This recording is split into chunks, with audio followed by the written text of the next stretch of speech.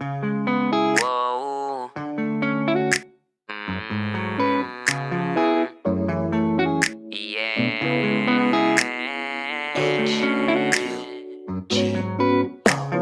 Madalas ay isipin, akin na sa piling.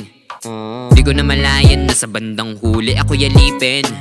Pero bakit bago man to, bigla mo nang hininto. Akala ko pa namang ginto, pero bakit ka naging bato?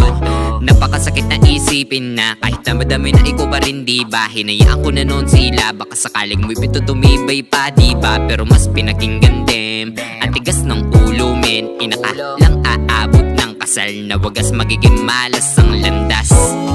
Bakit ganito nangyari to? Pinipilit kong kayanin ito, samantala ang saya natin dalawa na magkasama habang tayo ay nagsisiyan. No, bakit ganito?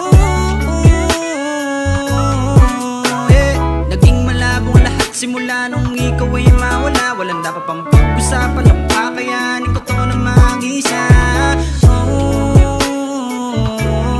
Bakit ganito? Pinipilit kong kayanin ito, habang di masaya, susulitin ko ang mga araw na dating tayo ang magkasama. Lagi nasa isip, panaginip, di na pwede na maulit. Nasa isip, kahit kung sino pupunit, ano mang pilit, hindi na mauulit. Malalim na sa isip, pero mukhang kabado. Di na maaalis to, sinulat ko ng diretso para maintindihan ikay pinupunto. Ganun talaga pag nagmahal ka, kailangan mo di na magparaya. Kasi pag hindi mo namang ginawa, ikaw di na magmumukhang kawawa. Kaya ako hindi ko tinatanggi, kumagat hindi na umabante. Pilit pa din pinaglalaban kahit labag sa kanilang kalooban. Bakit ganito nangyari to? Pinipilit kong kayanin ito, samantala ang saya natin dalawa na magkasama habang tayo ay nagsisiyan.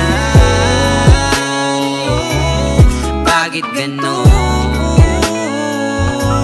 Akala ko ako mundo mo, bakit naging ganito? Iniwan mo ng